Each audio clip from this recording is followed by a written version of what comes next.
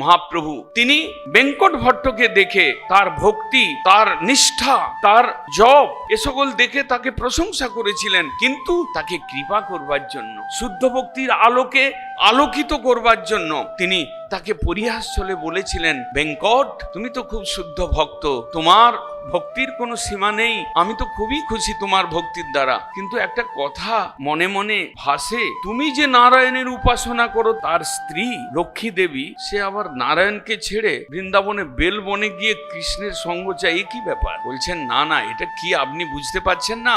নারায়ণ এবং কৃষ্ণ একই ঐশ্বর্যে ইনি প্রধান, আর মাধুর্যে একটু বেশি কৃষ্ণ, আর কোনো তফাৎ নেই। নারায়ণ আর কৃষ্ণের কি ভেদ? কিন্তু মহাপ্রভু বললেন, তাহলে তোমার এই লক্ষ্মী কেন বৃন্দাবনে নারায়ণকে ছেড়ে বৃন্দাবনে গিয়ে বেলবনে ওখানে তপস্যা করে কেন? নিশ্চয়ই কৃষ্ণের মহিমা অনেক বেশি, অধিক রয়েছে।